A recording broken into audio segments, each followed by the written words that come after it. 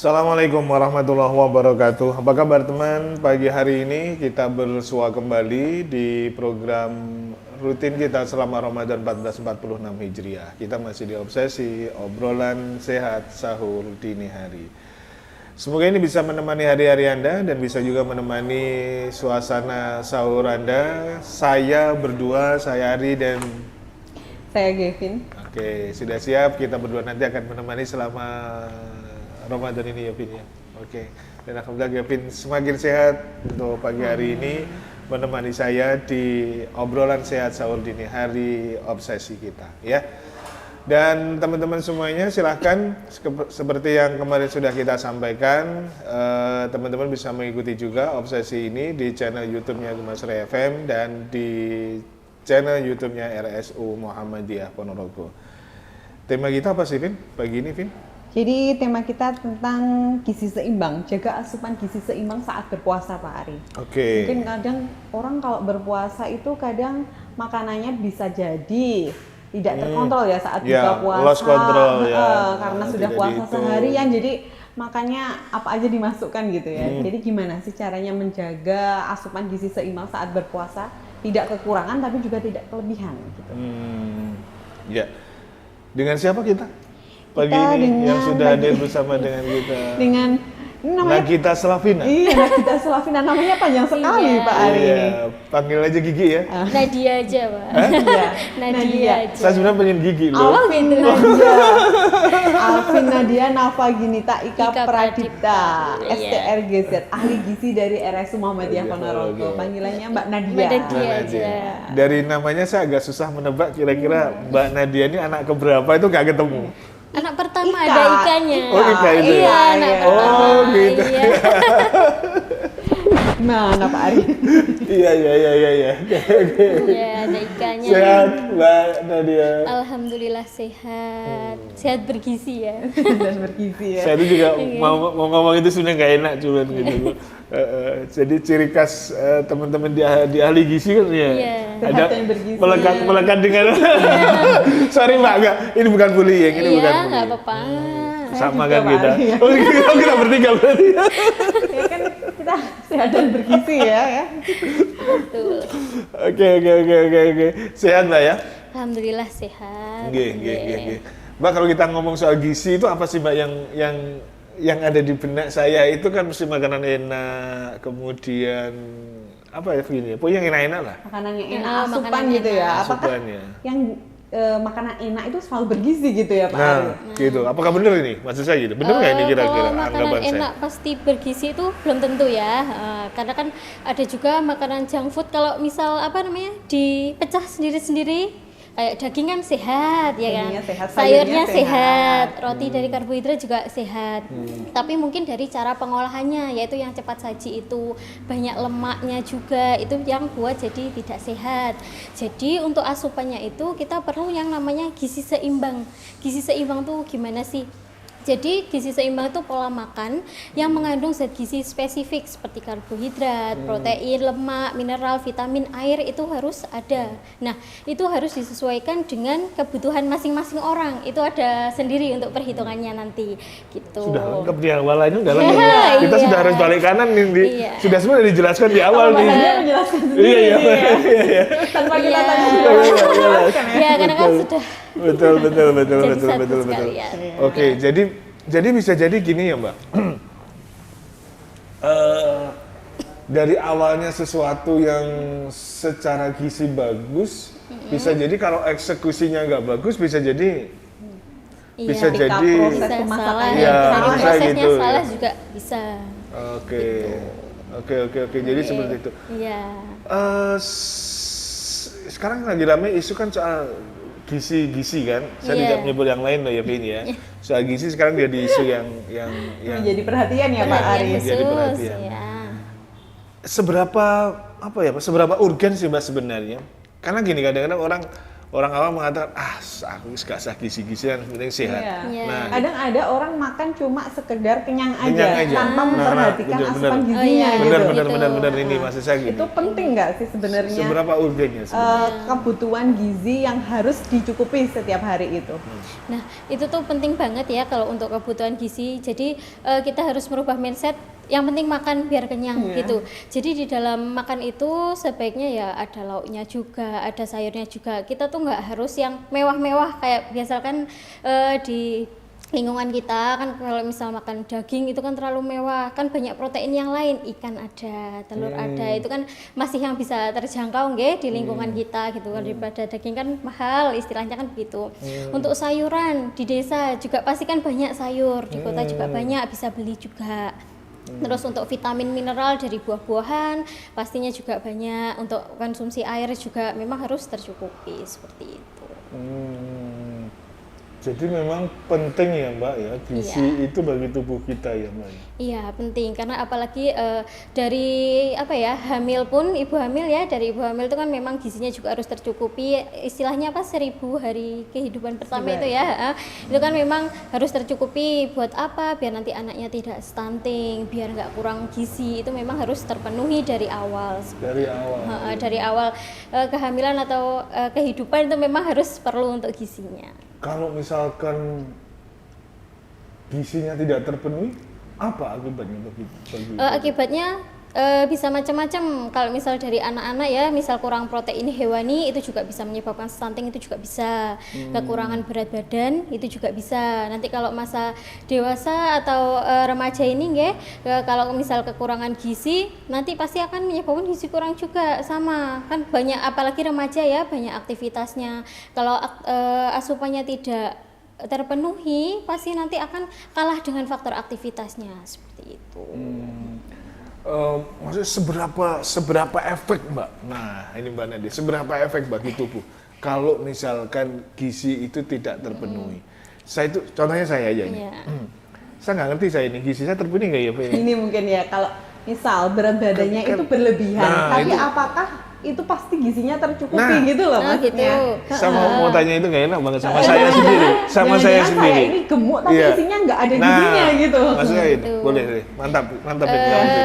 Jadi misal kayak gemuk gitu ya Mbak ya, Iya. gemuk itu apa pasti terpenuhi Pasti bergizi. gizinya, pasti Iya. bergizi. Biasanya kan Iya. banyak gitu ya, ibu anakku lemu, Oh, iya, betul, pasti betul. bergizi. Gizinya tidak Nah, sesuai gitu. nah itu bisa jadi kesalahan ya, karena mindsetnya seperti itu. Jadi fatal banget kalau memang kekurangan gizi ya. Kekurangan gizi itu bukan dari asupan aja, dari pola hidupnya juga bisa, terus kesehatan lingkungannya juga bisa begitu. Jadi efeknya tuh sangat besar apabila kekurangan gizi. Bisa kalau sekolah ya itu mengganggu konsentrasi juga bisa. Oh, gitu.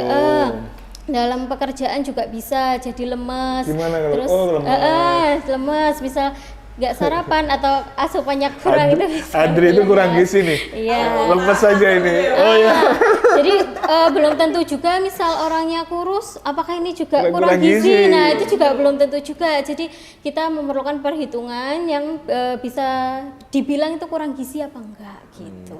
Mbak, sebelum ke materi kita, saya pengen mengembara saja ya Mbak, dengan pertanyaan-pertanyaan yang selama ini menggelantung di saya tentang gizi. Mbak, teman-teman gizi itu, mohon maaf ya, kadang-kala mengetahui, oh pisang, kadar ininya, itu gimana sih Mbak sebenarnya? Itu apakah referensi dari dulu, atau memang bisa teman-teman gizi melihat kadar kandungan gizi iya, setiap kandungan makanan. gizinya. Oh, ya. Iya.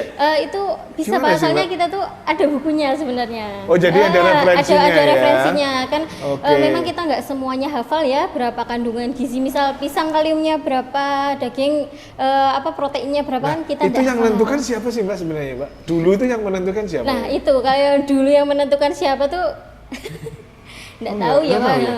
Iya. Saya malah- penasaran betul saya. Mungkin harus melalui proses Iya, proses laboratorium itu. untuk mengetahui jumlah Iya, protein, pasti. kadar Iya. protein dan Enggak, zat-zat soalnya saya Ada benar jeleknya. penasaran betul, bener itu. Saya pernah sama itu, kok bisa Iya. ya? Misalkan, oh buah ini kandungan anunya segini, segini. kandungan ininya segini. Itu gimana ya Mungkin caranya? yang perlu ditanyakan apakah seorang ahli gizi juga menghitung seperti itu Mbak Nadia setiap makan? Oh gitu. Kalau yang menghitung tuh mungkin yang ini aja ya, kayak karbohidrat, protein, lemak, itu memang ada perhitungannya. Itu perhitungannya seperti apa. Jadi kita cari dulu kebutuhan kalorinya tubuh kita tuh seperti apa. Jadi untuk perhitungan kalori itu ada beberapa faktor memang. Yang pertama itu ada faktor usia juga, terus jenis kelamin, tinggi badan, berat badan, faktor aktivitas, faktor stres itu memang harus dihitung dari awal. Jadi memang ada rumusnya sendiri ya Bapak. Setelah itu kalau udah ketemu jumlah kalorinya berapa, semisal 1700, terus kita mau cari berapa sih kebutuhan karbohidratnya untuk tubuh kita gitu kan. Jadi itu yang hitung teman-teman di gizi kayak gitu. Iya, Atau jadi mungkin menghitung gini Bapak. aja, Pak Ari berat badannya berapa sekalian dihitung gitu kebutuhan gitu. kalorinya ya? Oh gitu ada. Saya mohon maaf 90 sekian lah. Sekiannya nggak usah disebutin. 90 kira-kira. Anggapnya 90, tingginya Tingginya berapa Tingginya Pak tinggi Ari? sih, saya tinggi banget di 170 berapa ya? 175-an mungkin. 175. Nah, itu kan kalau berdasarkan berat badan idealnya kan masih lebih ya kan, 90. Lebih berapa, Mbak? Kalau berat badan idealnya itu dari tinggi badan itu tadi 175. 175 dikurangi 100 ya dikurangi 100 terus 75. terus dikali ini 10%. Jadi Kali 10%-nya dari 75 kan 7,5. 7,5. Nah, Iya. jadinya 75 dikurangi 7,5 itu baru berat badan idealnya. Oh. Gitu. Jadi agak ribet kalau nggak pakai kalkulator. Tapi pinter Mbak, langsung Iya. tek-tek gitu. Jadi kan. kira-kira dengan Pak Ari 60 berat sekian. badannya 90 dengan tinggi badan 175, Iya. itu kira-kira kebutuhan kalorinya Pak Ari sehari berapa gitu? Kalau berdasarkan kira-kira aja Iya. ya, Iya, kira-kira dari aja. 1900 sampai 2100 kalori. Jadi, 1000 berapa, Pak? 1900 sampai 2100 kalori sekitar Itu segitu. kalori itu ada di apa sih? Kalori itu tadi berdasarkan ada faktor usia juga, berat badan, tinggi badan. Jadi kita hitung. Maksudnya di makanannya apa? makanannya. Ah. Gimana? Yang tinggi kalori. Makanannya apa? Kalau kalori itu yang ada kalorinya apa? Maksud saya gitu. Semua makanan ada kalorinya, Oh. Bapak. Iya. Pak Ari udah dikode-kode sama Oh gitu ya, ya udah. Nanti mungkin Soalnya habis ini kalau ngobrol soal gizi ini soalnya ini kembali lagi ke kita, kembali Iya. lagi ke saya, jadi enak saja kita ya. Oke, kita jeda dulu kalau gitu, Mbak Nadia. Oke, Mbak Nadia, kita akan balik lagi selepas beberapa iklan berikut.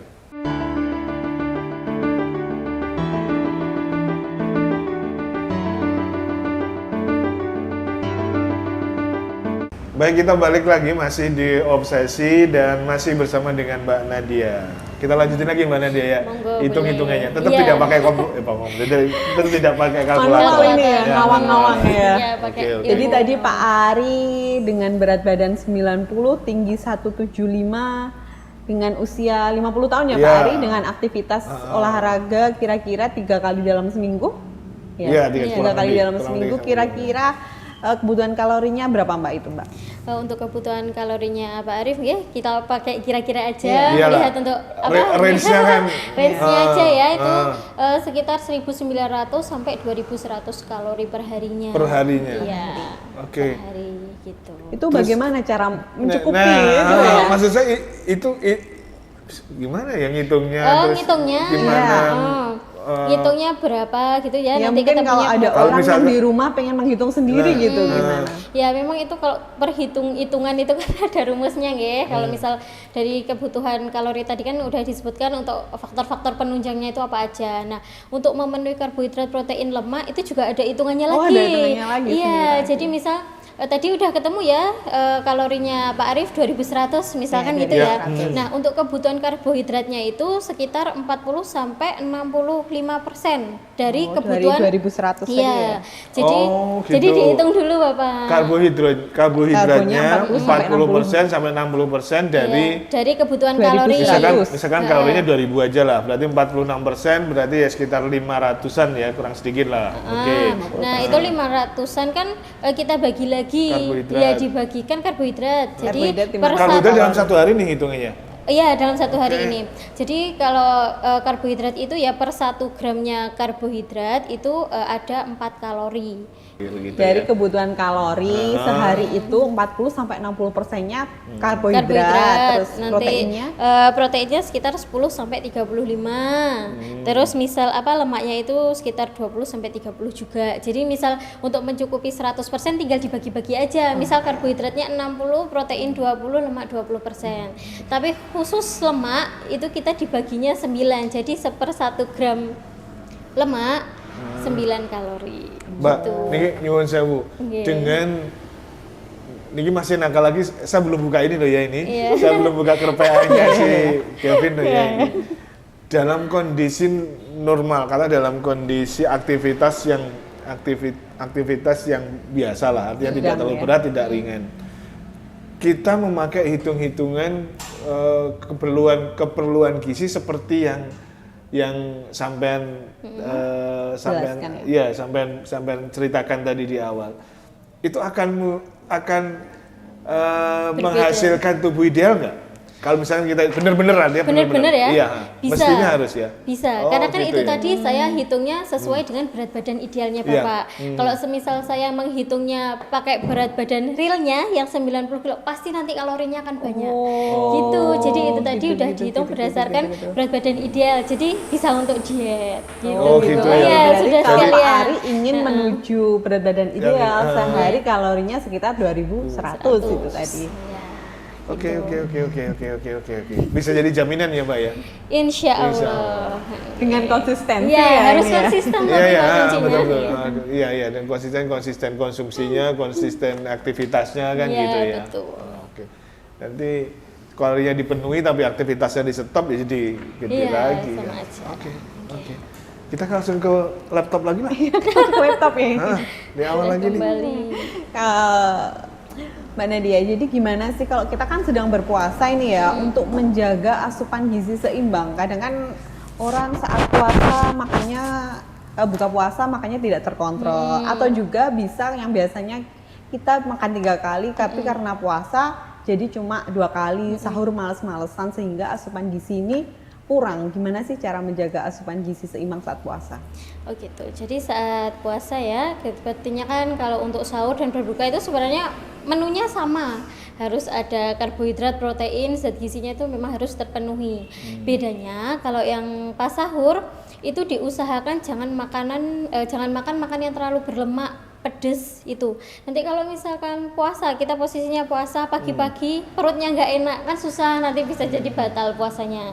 Jadi lebih baik kita menghindari makanan yang berlemak, berminyak, pedes, kecut, itu harus dibatasi waktu sahur. Tapi Iya. kalau sahur kayak gini susah banget kalau nggak ada pedas-pedasnya, Wak. Emang, cuma boleh lah rasanya. Kadang males ya Mbak Ari Iya, ya makan sahur bener. terus sambil ngantuk. Kalau cuman Ngantuk flat gitu ya. aja gitu mungkin Iya. gitu kurang gitu iya. ya. Benar Mbak. Gimana Gitu. Mbak? Lanjut, tapi itu memang sebaiknya jangan ya. Iya, sebaiknya Oke. jangan, kalau belum bisa jangannya itu dibatasi dulu aja, pelan-pelan gitu. Kalau untuk berbukanya, kalau asupan utamanya tetap ya Bapak, tetap ada protein, semuanya itu harus lengkap untuk gizinya. Cuma agak dibatasi makanan yang manis-manis, pasti kan banyak takjil itu ya, es buah itu. Buah, kolak, macam-macam. Ya, itu harus dibatasi, memang takutnya nanti gula darahnya semakin tinggi juga. Terus bisa juga habis makan lemes. Nah, karena kan kebanyakan gula itu juga bisa lemes, jadi nggak bisa ikut tarawih biasanya kan gitu. Nah, terus untuk makan biasanya kan makannya kalau hari biasa kan 3 kali sehari ya. Ya. Kalau Iya. puasa apakah juga harus 3 kali, kali juga? sehari, Nah, gitu. 4 kali sehari justru. bener-bener. Habis 4 kali semalam. tong gitu ya. Oke, jadi untuk asupannya tuh sebenarnya nggak ada patokan mau 3 kali atau 2 kali, monggo bebas. Cuma kalau misal kuat 3 kali ya berarti pas buka, sahur sama setelah tarawih, dengan tetap memperhatikan asupan gizinya. Kalau mau 2 kali karena kekenyangan ya habis tarawih, itu bisa juga maem sahur terus sama buka. Habis itu untuk selingannya itu bisa pakai buah-buahan, kurma, air kelapa. Jadi untuk makanan yang sehat-sehat seperti itu. Kayak roti itu juga nggak apa-apa. Oke, saat puasa Mbak Nadia. Mbak Mbak Nadia. Nadia. Nakita Slavina. Nah, kita Slavina yang saya ingat soalnya ini. Amin, moga-moga nurun. Ya, kalau misalnya kita kan makan tuh. Jadi kalau apa namanya? Ada yang saya nggak tahu berpendapat atau apa, misalnya makan yang kecil-kecil dulu lah, camilan dulu, setelah itu istirahat, setelah maghrib, kemudian setelah itu baru setelah maghrib kita makan yang berat-berat. Nah, itu dari sisi gizi seperti apa sebenarnya? Kalau dari sisi gizi ya Pak ya, itu kan karena kenapa sih kok dianjurkan makan yang ringan dulu, habis itu makan berat? Karena kan dalam satu hari kan keadaannya perut kita tuh kosong. Oh, itu, jadi arahnya ke sana ya arahnya sebenarnya ke sana ya. sebenarnya, perutnya kosong. Jadi kalau langsung diisi dengan makanan yang banyak, takutnya nanti mual, begah perutnya, akhirnya Oke. tidak kuat untuk beraktivitas dan lain-lain. Oh, bukan karena masalah apa-apa ya ini ya? Tidak, karena memang kalau dari gizi ya dari situ, karena dari awalnya lambungnya memang kosong, kalau langsung diisi banyak kan ada yang muntah, mual juga kan bisa gitu. Jadi ya memang harus makannya sedikit-sedikit dulu, terus habis itu bisa ditinggal sholat dulu, sholat maghrib, habis itu baru kita lanjut makan berat. Makan berat juga tidak boleh yang langsung puasa sehari langsung makan berat juga enggak. Oke. Saya Vin ya, sebentar Ya, Pak Vin. Arif. Saya penasaran dengan yang nomor 2, Vin. Nomor 2. Nomor 2. Masih di awal kita ya, yang nomor 2. Ada tumpeng gizi seimbang. Apa sih maksudnya, Pak? Nah, tumpeng gizi seimbang itu kayak pengibaratan porsi makannya kita. Bisa jadi kayak isi piringku seberapa sih, kita karbohidratnya berapa, proteinnya berapa, seperti itu. Tapi kan kalau tumpeng ini ya, kita tuh mengibaratnya kayak nasi kuning.